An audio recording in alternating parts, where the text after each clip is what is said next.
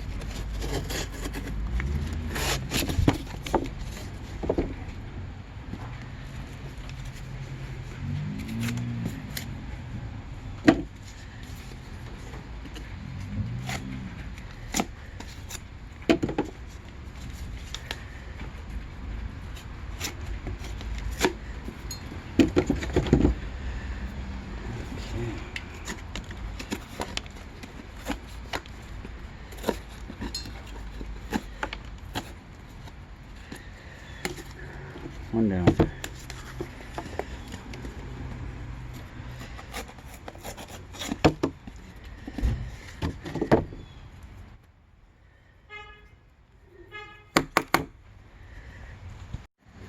Swap this around. Slightly sharper. Oh, that's the difference.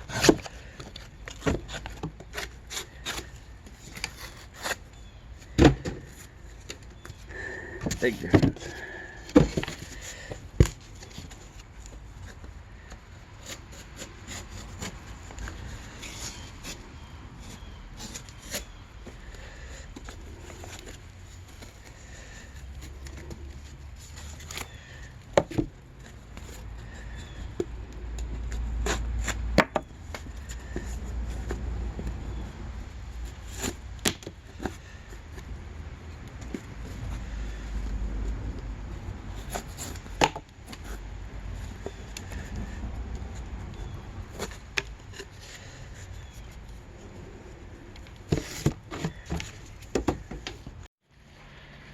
Got 4 holes cut for plugs, I guess. They're not holes. The holes are in the wall. These go in the holes. Okay, so that'll be a start for tomorrow. I forgot to record the other unit. There's no wet marks on the ceiling, so we're gonna leave it. I'm gonna leave it over the weekend and leave the tenant. I told the tenant to look for dark spots, and if they see any, call. If they don't, I'll finish it. I think it must have been that water, the shut off for the tub that I tightened yesterday. It's the culprit. But we'll find out in I guess in a few days. Just found something I should show people. See this? You know what that is? That's it says, oh, where is it? Oregano. Somebody tried to jimmy this door open, and this is what they use. So they took this oregano thing and tried to jimmy the lock. There's a way to avoid that. There's a plate cover that comes down and covers that so they can't get in. I'll have to let the owner know about this, because somebody's going to take his lawnmower with a bunch of used air conditioners, I believe. They're trying to. Here's another little tip to stop people trying to jimmy your stuff. And you can tell if somebody's done it with a knife or anything, because there'd be marks on here. But the way these locks work is when it goes in and latches in there, right there, you want just this part to latch. This part should stay stuck out and up against the door frame and not go into the hole. If it goes into the hole, this can be moved, whether it's locked or not. You can move it and it can be jimmied because it's locked. But still is always good to have that other piece covering it. It doesn't have to, I got my keys, it doesn't have to go over very much, right? A 6-inch piece really stops a lot. While I'm thinking of it, it's a really good idea to have the hinges not exposed. Just for obvious reasons. There are ways to mitigate that too. There's the door I fixed. Should put a level on there and show you. It's slanted.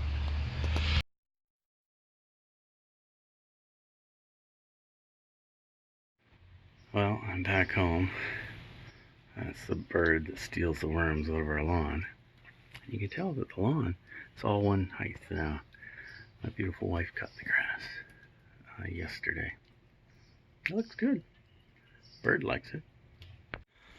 Okay, back in the garage. It's my happy place. I think it is, anyways. Right now, it's because I can't be on the boat. So I'll have to do. Been thinking about my electrical. I'm not going to worry about that so much right now because I should be worrying about the rest of the boat instead, getting it into shape for sailing. So yeah, the electrical, we'll just leave it for now. And if I come up with a great idea on how to fix things, or if I find that I really need lights, then I'll fix them then. So I was thinking when I'm painting my bilge, I'm going to use that boat paint. There's my prop, it's over there. And I'm going to use this sprayer. What I was also thinking is I might do that area that I've repaired with the same paint. We'll see how well it matches the gel coat inside. If it matches really well, then I might do it. If it doesn't, then I'll end up using the paint that I'm using outside, the interlock stuff. Just noticed something that's not on my list that should be on my list. Looking at the transom of the boat, and it needs patched on the back. I was just going to fiberglass and close that gap off. There's an actual piece that goes there. It's this piece here. It was this thickness all the way around, but I found when I attached the outboard motor, it would break. Well, that's why it's all broken down along here. The screws that come in would break this and pretty much just ruin it. So what I did was I made a mold in the shape that I need to have this, make another one of these, but have it so that I can have it on the transom without the screws hitting the piece. Here it is.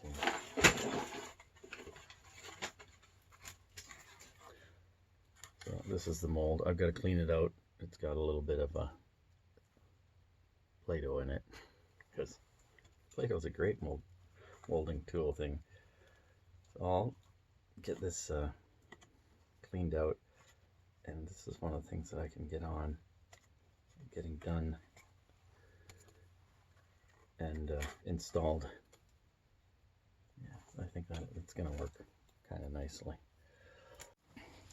Okay, so I've got a rag here with some what is it, lacquer thinner, because that was handy, and I'm just washing this part or mold. It's getting the Play-Doh off of it. probably explain why I have Play-Doh. I use Play-Doh to fill the holes in the voids stuff, like there, like where the gel coat was, because I took the mold off this, so I wanted it as close as possible.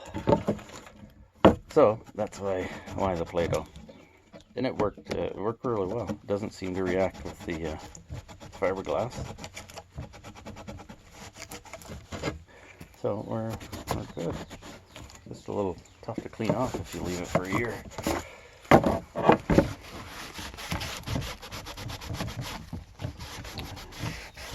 It is coming off all right. Okay, got it cleaned up.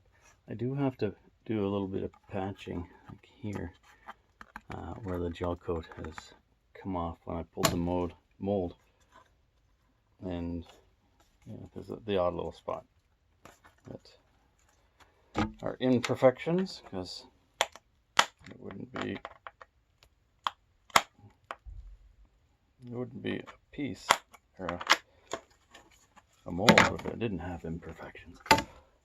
So that's okay. We're not looking for perfect. I think I'm gonna wrap it up here today. I'm gonna leave things here. I do have more Play-Doh that I will get and patch that up, and we'll work on that as I get other fiberglass stuff happening. So there's no sense doing it as its own project. Yeah, so we'll see you tomorrow. Remember to wash your hands, be nice to people, wear a mask, and no hugs. Oh, and get a vaccine if you can. That's important.